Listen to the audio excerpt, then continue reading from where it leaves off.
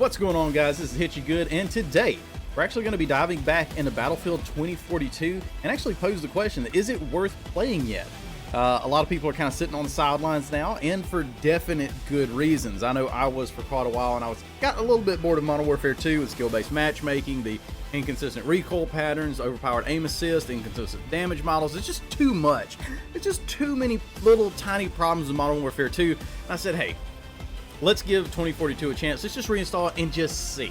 Now, during all this, you know, I don't have to go back into detail too much about how devastatingly broken and unfinished this game was. When it launched, it was basically an alpha stage when it came out, and they've been working on reworking some maps and just really doing what they should have been doing all along. That being said, I'm really not going to give the DICE devs any praise for the work that they've done, because what they're doing is just bringing the game back to what was promised, or more so, as one DICE developer said, our brutal expectation.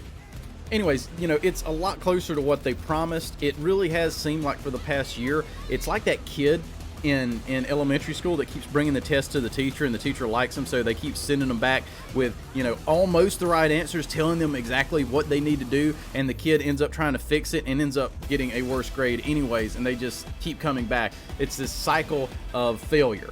But they're finally kind of understanding what it takes to make a Battlefield game after all these years. I don't understand. Just look at what has happened and in the past and try to replicate that and innovate on it, but they haven't been able to do it. What they did with Battlefield 2042 was try to please everyone, and like the saying goes, when you try to please everybody, you end up pleasing nobody, and that's exactly what happened with this game. They tried to make it a hero shooter, and they took all of these different elements from all of these games that were successful and tried to mash them together, and it just made one big mess. You know, we didn't want a hero shooter, we wanted a Battlefield game.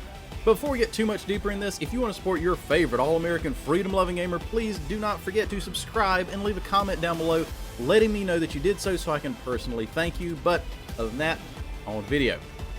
So, Season 3 has seen a lot of changes. Largely, I said that I would not return to 2042, not at least on a regular basis, until A, the maps were fixed, because they were just far too sparsely populated. It didn't look like a battleground. You know, Battlefield 1 really sold us on immersion. This did the opposite of that. You know, it's just container field. That's what it is. It's container field 5 is what it is. There's containers everywhere and about nothing else. Not a lot of cover, and if you're trying to go from one point to the other, you're just going to get beamed by a vehicle. So, you know, it's kind of like Jogging Simulator 2022, and not very fun. But they've ended up bringing some of those objectives closer together now, and they've added a lot more cover. They've made the maps look a little bit more interesting. I still think there's work to do on this, and they're continuing to update some older maps that they've had to reflect that. But there's a few that have really changed the way the game has played, and it's decently enjoyable.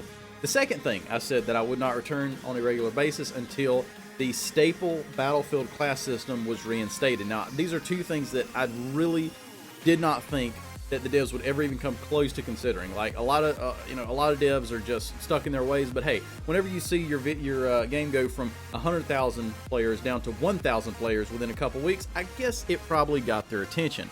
But upon reinstalling this game, thanks to some encouragement from my friend Average Aardvark, who has an awesome video about this that you should definitely go check out, I found that Battlefield 2042 is actually okay right now. It's not great. It's not what we were promised at launch.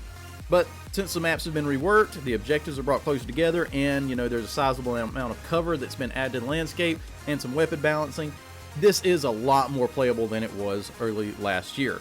Now, they have, you know, fixed the maps, and in Update 3.2, they said that you're going to bring a return of classes, which is a huge deal for me. I'm going to talk about that a little bit later in this video.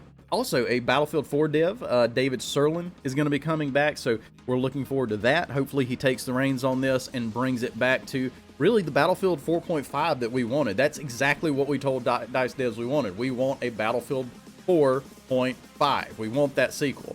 You know, like I said, one of the biggest differences I noticed in this game that made me enjoy it, and it's probably just from my perspective on this, is I've been playing Modern Warfare 2 and Warzone a lot, and going to servers that are not just thick with skill-based matchmaking is really nice. You know, this is a lot more chill game.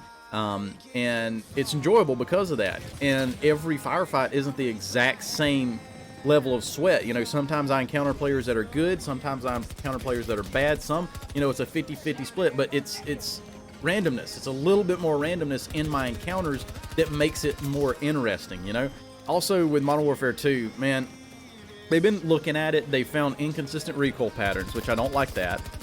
I think Jack Frags even found inconsistent damage models, where the guns were sometimes killing in 3 shots, sometimes killing in 5 shots. Sometimes when you walked up and hit somebody with the butt of your gun, sometimes you had to do it 2 times, sometimes you had to do it 3. And he did a pretty scientific experiment on this and proved that that's the case. There's overpowered aim assist with controllers. You want to, you know, ratchet your aim assist up, and you've got, you know, you've got an advantage over other players. And that's just too much stuff. So when I went back to 2042, it was just kind of like a more normal game. It's not awesome, but it's like, wow, this is how normal games are supposed to play as far as skill-based matchmaking goes and consistency in gunfights. But I want to go back to the, you know, the class rework that we're going to see here upcoming in 3.2. They're actually implementing what we wanted from the beginning. They're breaking up all the specialists into certain classes, so each class gets like 3, maybe 4. They're restricting gadgets, which I think is fantastic, because you get to a certain point, you know, I think Neebs Gaming did a really good job of explaining this. You need some medical attention? No, I got my own med bag. See, this is my problem with the specialist, man. It makes me a whole lot less special. Who needs a med bag? Nobody needs a med bag. All right, go get them, boys. Hey, guys, here's a med bag. Thanks. God, what a waste of fucking time. Up, shit, taking fire. Shit. I'm out of ammo. I'm out of ammo. Who has ammo? Nobody has ammo. We all got med bags. And med bags everywhere. Why didn't you bring ammo? All right, because I'm a medic. Oh, God, we're gonna die. So restricting the gadgets, I think, is a great deal. Engineers are going to be relegated to anti-armor gadgets, which is good. Support players are going to be given support-style gadgets like medical crates and ammo crates. I think that makes sense. Now, they're not restricting the guns this time, which at first I was disappointed with, and I kind of still am. I wish they just restrict the guns. That'd be good, because there's certain trade-offs. Okay, if I'm going to fight with this weapon, and you know, I have to use these gadgets, or if I want to use these gadgets, I have to fight with this class of weapon. But instead, they're doing weapon proficiencies, and how well this works kind of depends on how strong these proficiencies are going to be. Like they said, with snipers, with recon, you're going to be able to hold your breath longer while using a sniper rifle. Now, I don't really think that's a very powerful proficiency. Hopefully, with assault, maybe there's going to be, you know, less recoil. I don't know, but hopefully the proficiencies make a big difference. There's a new map coming from Battlefield 4, which I'm pretty stoked about. They say that's going to be an overgrown version, so I don't know if it's going to be a map that was previously overgrown, like Operation Outbreak, which was a fantastic map that was made by the community, or if it's going to be an overgrown version of an old city, like Siege of Shanghai. I'm kind of hoping for Zavad 311, and maybe even Road Transmission might be in there as well. And I'm kind of looking at that from the standpoint of how they like to introduce lore in Battlefield 2042. With the latest map, they, you know, had lore, as in there's something that this map does that helps the fight for whatever side. Like, there's a reason.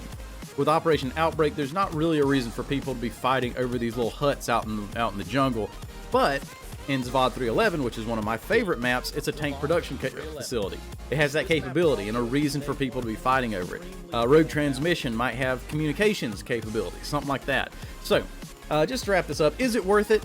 Well, that depends on you. If you've got a game that you're just loving right now, it's probably not worth it, because this game is just okay.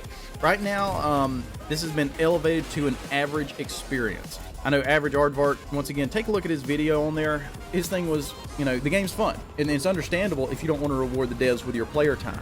I totally understand that. I'm kind of in that camp to some degree. But at the end of the day, they're not going to know that you didn't log on. So it only affects you. So check out Average's video on that. It's worth watching. If you're trying to decide to buy or reinstall, I'd say if you already bought it, yeah, go check it out. If you're looking to buy it, it's up to you. I still don't think it's worth $70 yet. I really don't. Probably after the classes rework, it probably would be. But I'm starting to get some Battlefield 4 vibes, but without the classes, it's just not there yet. Hopefully, you know, with David Serlin coming on, with these more map reworks going on, hopefully we'll see that. I'd say it's probably going to be worth going back after the update, but if you're just curious about it and want to check it out, you're going to have fun with it. It's not going to be awful. I feel that it's been worth it to me, but that's coming from someone who has already bought it and is hoping to salvage their gullible investment into a game that was introduced at an alpha phase of development. Yes, I was snookered, as were thousands of others. But anyways, guys, leave your comments below if you've tried this game out. Let me know. Let me know what you think about it. If you haven't yet, let me know what is kind of holding you back from doing so. But anyways, other than that, God bless, happy gaming, hit you good out.